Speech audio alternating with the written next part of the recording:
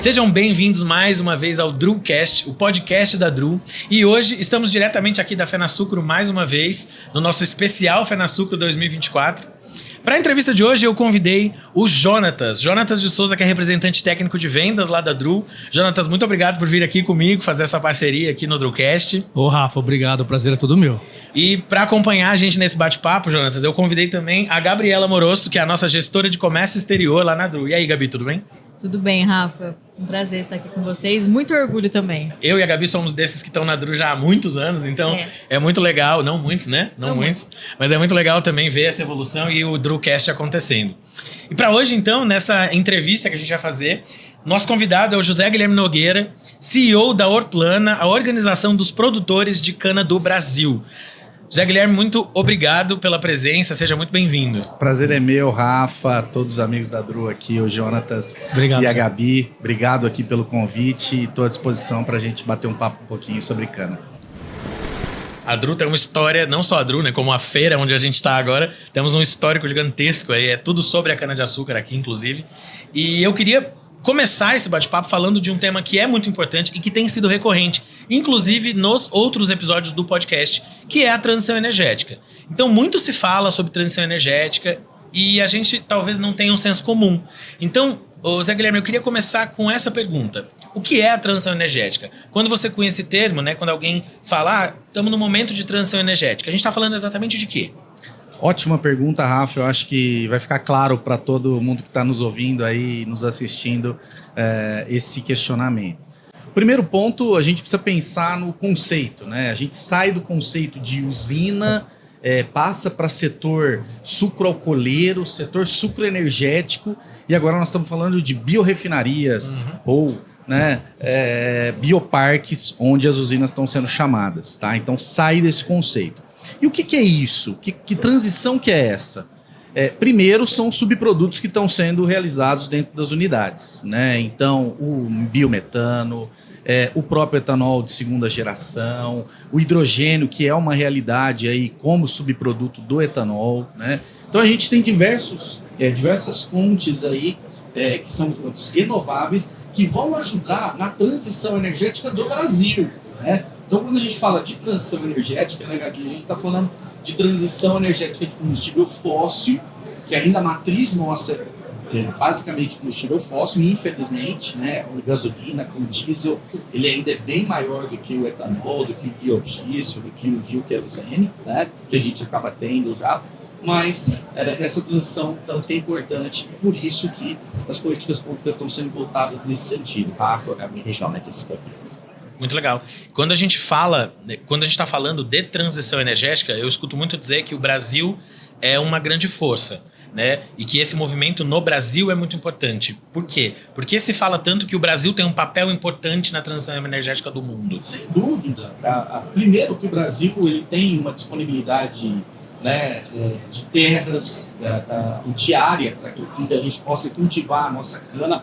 A cana, gente, eu sou suspeito a falar, é uma cultura fantástica, é uma cultura que é uma bomba de CO2 que consegue captar CO2, transformar aquilo ali em sacarose, deixar em pacotinhos dentro de um palito grande, que é obviamente a cana de açúcar, e a gente acaba moendo isso e transformando isso em açúcar e, obviamente, em etanol, né, João? E energia, fora né? que energia, a gente, obviamente, exato, fora que a cana a gente encara ela não mais só como uma monocultura, né? É um subproduto realmente de vários outros, né? Eu lembro que a Roberta, da Usina Moreno, que foi a nossa convidada no episódio sobre meio ambiente, ela falou com os olhos brilhando. Ela falou, Rafa, a cana, ela literalmente nos dá tudo. A gente aproveita tudo da cana-de-açúcar. E ela falou de cada um desses subprodutos, foi muito legal. Inclusive, convido o pessoal para assistir o episódio sobre o meio ambiente, porque a Roberta falou muito sobre o quanto os subprodutos da cana são utilizados. E eu acho que é muito importante isso, nesse momento de transição energética,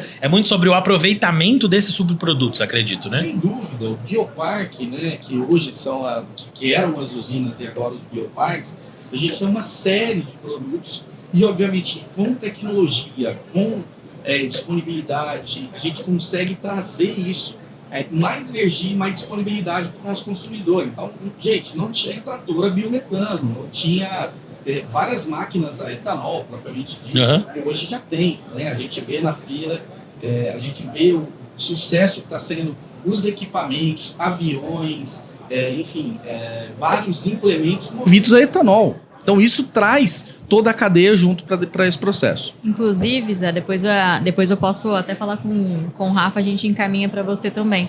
A gente fez, até que foi recentemente no nosso site, acho que vai estar lá disponibilizado. Foi um artigo muito bacana sobre como o álcool ele sai realmente na frente em termos de combustíveis mesmo, principalmente em relação ao elétrico, né? O pessoal acaba insistindo muito também nessa questão de carros elétricos como sendo uma única ferramenta, né, para fazer uma diminuição no consumo de combustíveis fósseis, quando na verdade a cana ela é extremamente mais limpa, né, realmente os resíduos, né, e o impacto ambiental, né, a gente consegue remediar muito mais até do que o próprio uso de combustíveis fósseis e a geração de energia. Aqui no Brasil ainda a gente trata realmente a energia de uma forma diferenciada em relação aos outros países, né? E isso isso também é advindo de outros episódios, mas uma coisa que a gente tem falado muito é sobre como o agro brasileiro já está preparado há muito tempo. Sim. Antes do assunto transição energética, antes da gente falar de sustentabilidade, a gente já tem um agro brasileiro que é robusto nesse pensamento.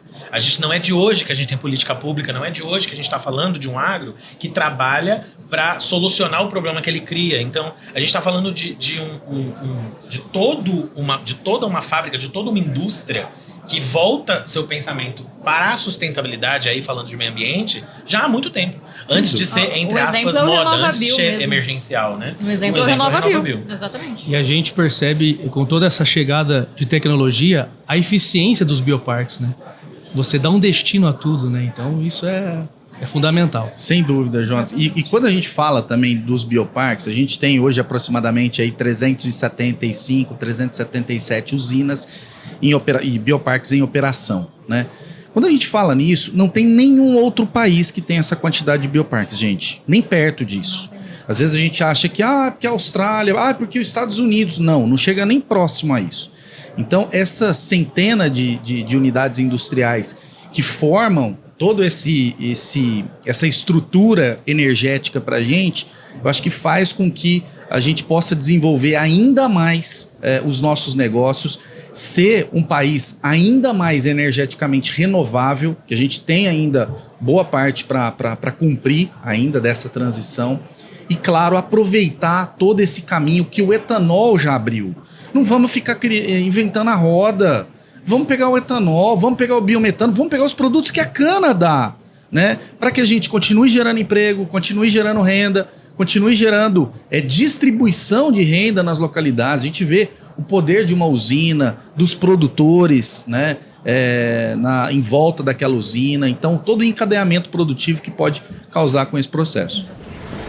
Inclusive, Zé, é uma coisa que, puxando realmente esse gancho, né? Eu gostaria de saber quais são as suas expectativas, né, pra gente em relação a tempo e moagem da safra para esse ano. Qualidade da cana, tempo e moagem. O que você tem para falar pra gente nesse sentido? Bom, Gabi, cana, né, e Brasil e safra, cada ano é um ano. Né? Exatamente. É uma surpresa. Então, o ano passado foi muito bom. A gente teve aí uma safra que a gente considera como perfeita.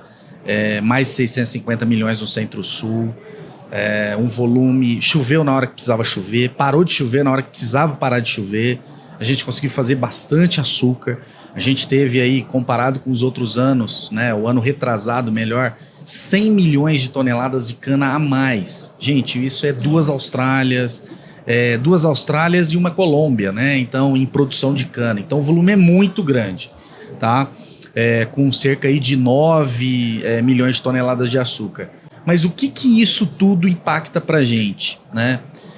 Essa safra que vem, que está acontecendo agora, é uma safra que chama atenção, primeiro pela característica hoje da matéria-prima que está chegando, né? Então, desse terço médio para frente agora, de agosto para frente, essa cana não está com uma boa qualidade. Tá? Quando a gente fala de boa qualidade, claro que em termos de ATR, ela tem o 137, 140 quilos de ATR.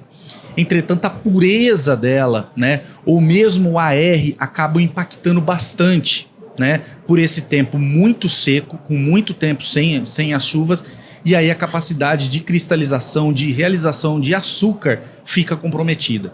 Então isso para a gente tem chamado muita atenção. Algumas áreas a gente já vê aí uma quebra aí de 40%, 50% da área que está sendo colhido em agosto, não é a média da safra, tá? A gente espera uma quebra aí de 15%.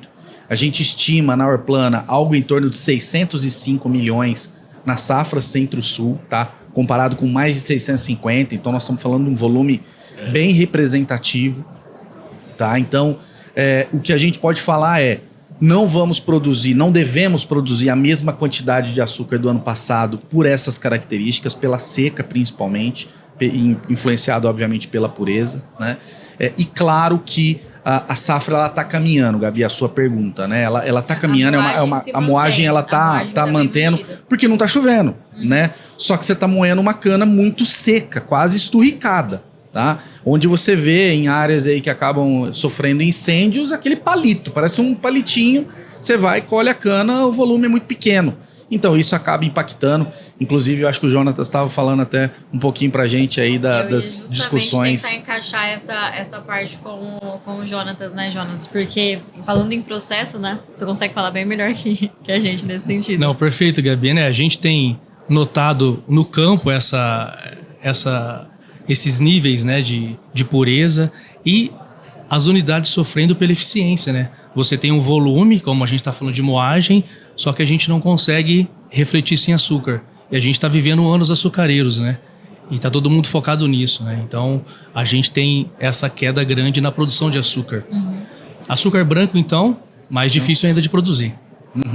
E o próprio etanol, né? Apesar do etanol estar com preço melhor do que o ano passado, o preço do etanol ele está 24% melhor do que o ano passado, tá? Ele aumentou, ele vem remunerando melhor do que o ano passado, mas ainda é muito pouco. A gente precisa ter um incremento, um estímulo muito forte desse etanol. A gente tem o SAF, a gente tem, obviamente, que os combustíveis para os navios, a gente tem uma série de oportunidades dentro do etanol.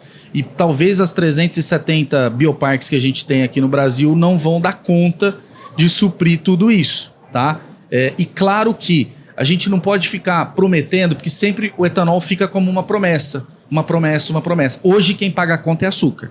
Obviamente que hoje quem paga a conta das usinas é o açúcar. O etanol ele vem melhorando, a gente tem a política do RenovaBio que ajuda nisso, ajuda na remuneração tanto para as usinas quanto para os produtores, né? Então, até essa interlocução de produtores e usinas que precisa ser melhor ajustado para desenvolver e a gente ter mais matéria-prima, ter mais desenvolvimento e ter mais etanol aí para o nosso consumidor, inclusive.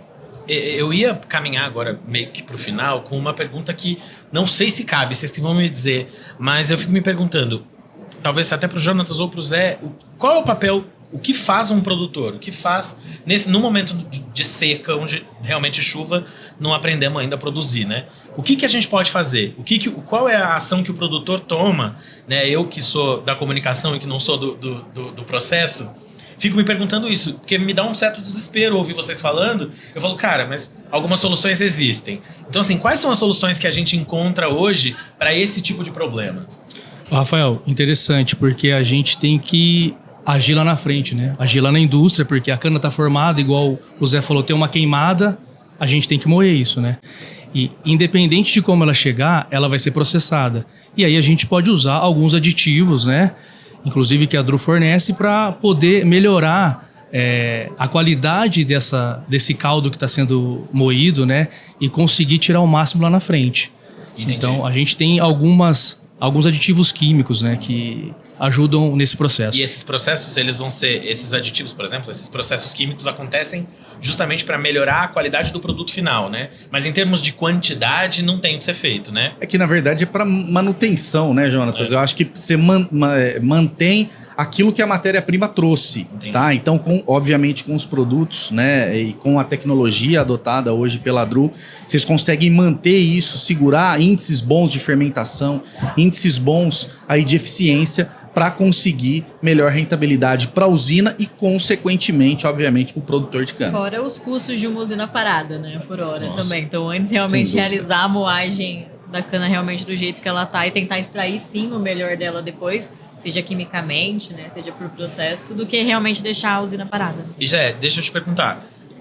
A Orplana tem algum canal onde a gente consiga ter acesso a informações? Quem precisa, quem tem dúvida, quem quer saber um pouco mais, por exemplo, você acabou de fazer um report super importante pra gente sobre esse cenário de 2024. O ouvinte pode procurar essas informações onde a gente encontra esse tipo de informação, porque eu imagino que vocês devem ter canais e tudo mais, porque eu já entendi que a Orplana tem, através de você e acredito de muita gente, essa informação na mão, né? Então, acho que é muito importante a gente ter acesso a isso, né? Ótimo, Rafa. Hoje a Orplana ela é composta por 33 associações, espalhadas no Brasil como um todo, tá?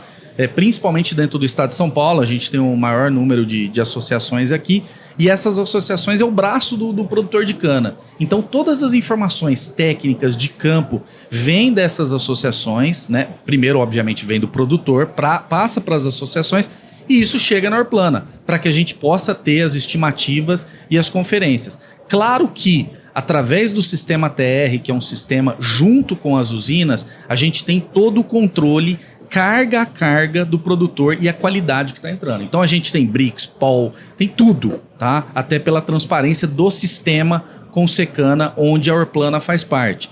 Então por isso que a gente tem isso muito bem monitorado. Os nossos canais é a Orplana Oficial, né? @Orplana Oficial, que a gente tem aí o próprio site da Orplana, que é a Organização dos Plantadores de Cana do Brasil, traz tudo isso. Inclusive a gente faz um summit em Brasília todo mês de abril. A gente traz também discussões dos produtores, da remuneração dos produtores, trazendo também aí reports de safra, de eficiência técnica e de discussões que são importantes dentro do modelo deles. Muito bom. Bom, então eu queria agradecer muito vocês pela presença e, né, por apresentar aí os dados desse ano. Queria agradecer também ao Jonatas e à Gabriela pela presença. Muito obrigado pessoal, pelo bate-papo. Valeu.